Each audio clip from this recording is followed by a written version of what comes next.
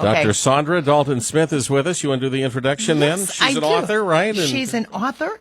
She's actually been on with me before, talking about, I think we were talking about your book, Sacred Rest, Recover Your Life, Renew Your Energy, Restore Your Sanity. How are you, Doctor? I'm doing great. I'm happy to be back with you.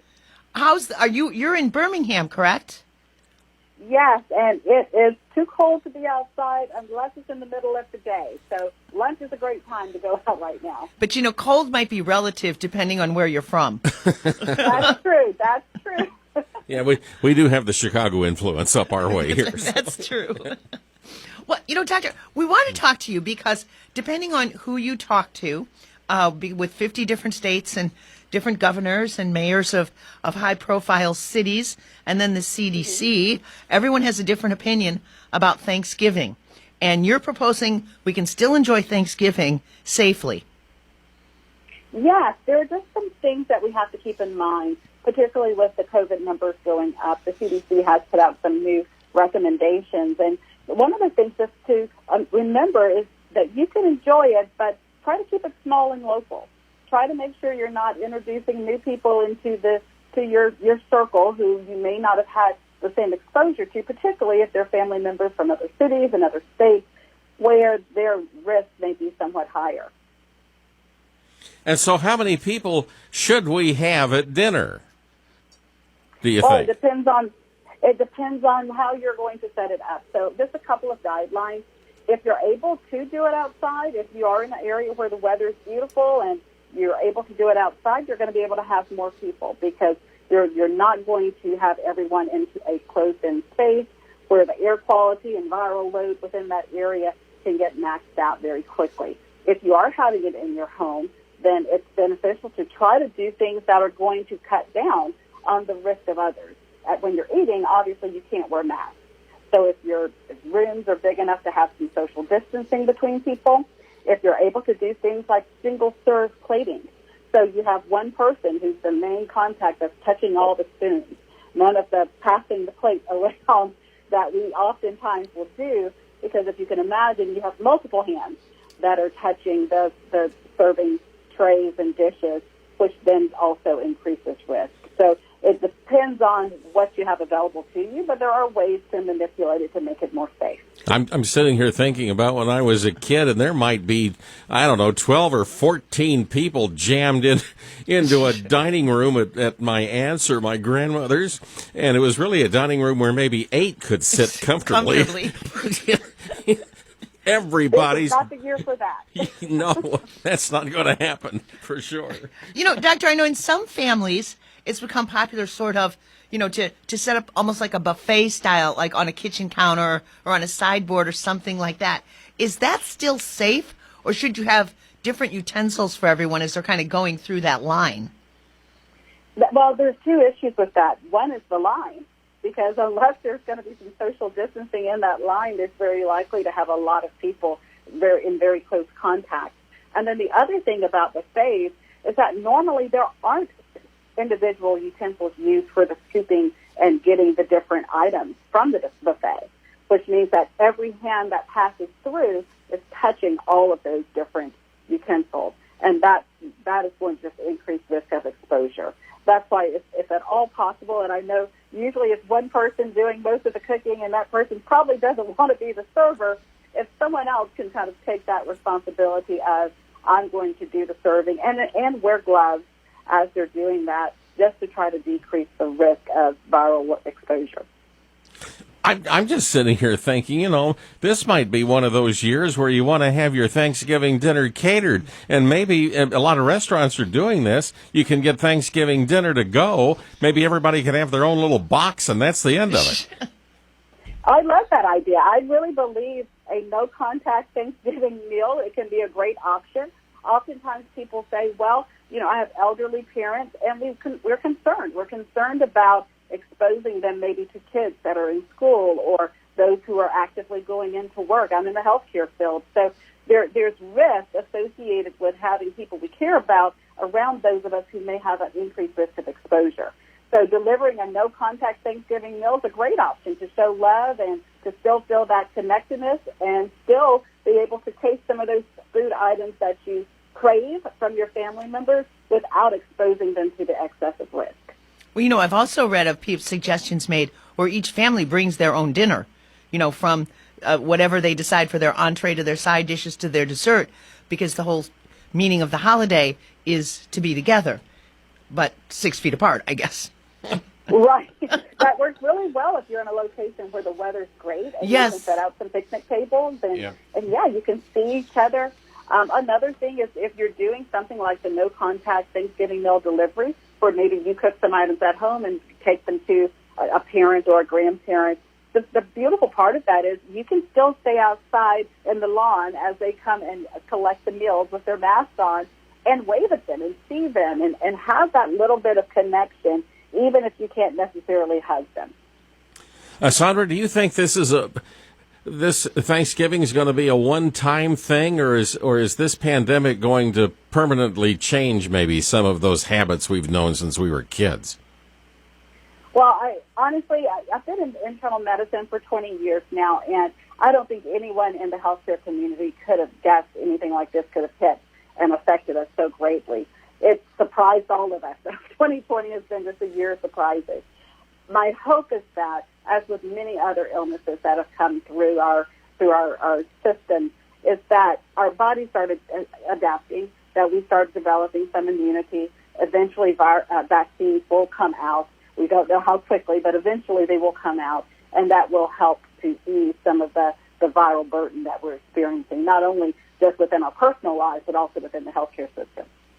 And then when you talk about the number of people here in Illinois, we're seeing a rising positivity rate. We're also seeing an increasing, almost mind-blowing number of tests and test results coming back every day. What do you say to folks? When is it really safe?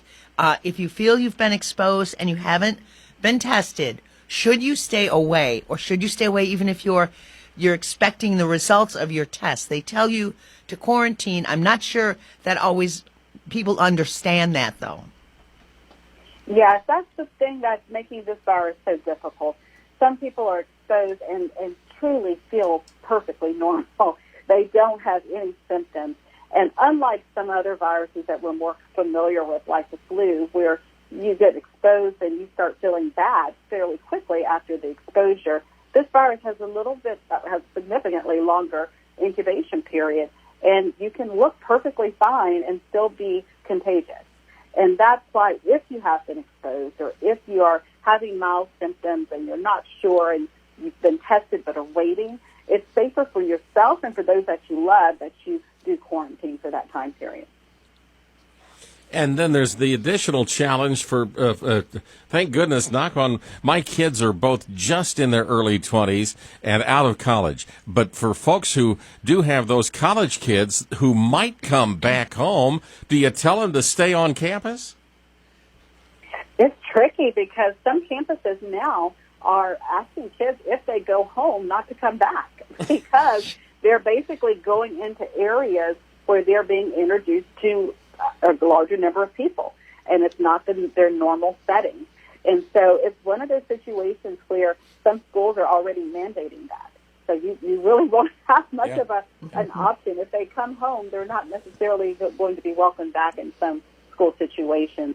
I think it's important that if you are having someone that's coming over that does have higher exposure, like grandparents having over kids who are in school or parents having their college kids come home, that you do still try to practice as best you can some social distancing and the use of masks just during that initial phase, just to make sure that there aren't any symptoms that you're noticing. Yeah, that makes perfect sense because the kids really aren't part of your household anymore. They live in their dorm, and maybe that's the bubble they ought to stay in, is where at their dorm on campus.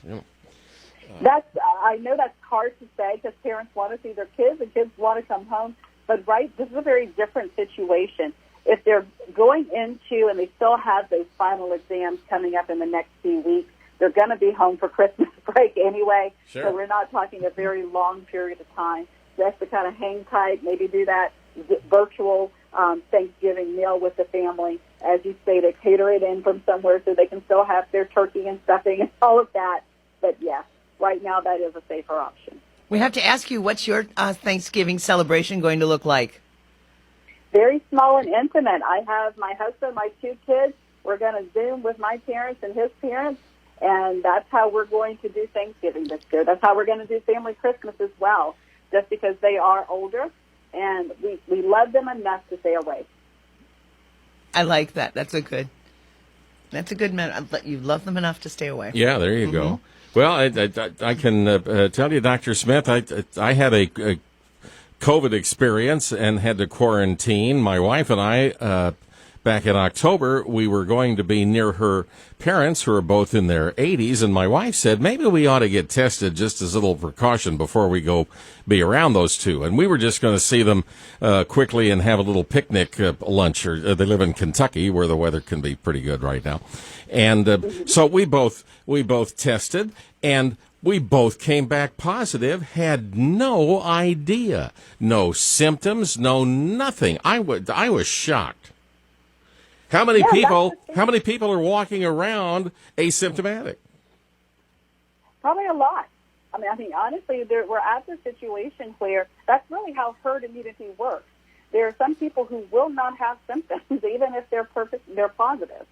And then we also add in there that there are sometimes false positives. So that gets tricky as well.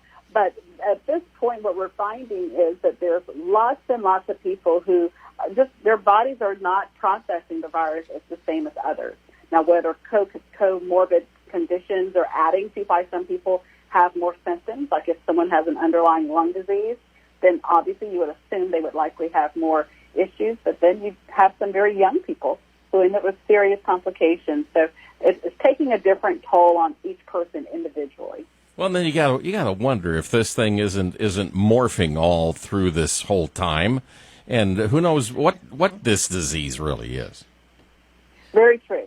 At this point, the healthcare community, we're trying to stay on top as best we can, and right now the focus for most physicians is patient care, keeping people healthy, helping them their bodies heal and recover, and to stay strong enough to fight the virus off. And when you do talk about age-related, for that example, if you have an older parent and they don't have any type of age-related, they're not incapacitated at all, they're just older in years, is that enough of an impetus to keep some distance? Just based on their age? To some degree, because your immune system gets weakened as you get older. T cells are the cells that in the body they're your attacking cells that go after viruses and helps your body to even build immunity. And just the natural progression of how your body functions, the ability of those T cells to function adequately decrease as you age. And that's just naturally. As we say, everything changes as you get older. Well, your T cells change too, unfortunately, and that does decrease your immunity to some degree. That's why oftentimes you'll hear, not just with COVID, but with the flu and with pneumonia, we oftentimes discuss people over the age of 65 are at higher risk for that reason. I would have to think that your latest bestseller, Sacred Rest, Recover Your Life, Renew Your Energy, Restore Your Sanity, has to be flying off the shelves right about now. It has become quite popular. There was a recent study right when COVID hit about how people's sleep abilities had changed and their anxieties had jumped up. And then you add in on top of that, most of us had very poor work-life integration before COVID. Mm-hmm. And then when your work invaded your life with being locked in, yes, it made a huge difference in how people viewed their rest. And then another disturbing angle is the incredible increase in the rate of depression that people are reporting. Yes, and that could potentially get worse.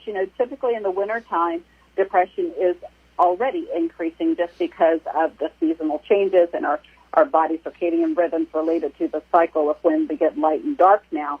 And so adding on that, if we do additional lockdowns or we spend more and more time away from our loved ones, there's a potential risk that the mental health aspect of COVID could be just as great, if not greater, than the physical aspect. And not to mention the holidays, because the holidays can be very difficult for people. Absolutely. And then you take away that connection that some already have been missing just throughout the year, and then you add that on top. So yes, it's a situation we do need to stay on top of, particularly with those people you care about. Reaching out to them, asking how they're doing, and giving them some room to be able to truthfully say if they're okay or if they're not okay, and then dealing with that situation at that time. Well, the bottom line, I suppose, is we can have a safe Thanksgiving. We can enjoy it as much as we possibly can. It's just, in the end, it's all common sense. It is. Just don't try to force having the tradition just because it's what you've always done. This is a new day and age with this virus, and we're having to make some adaptations and changes just to make sure that we keep everybody safe.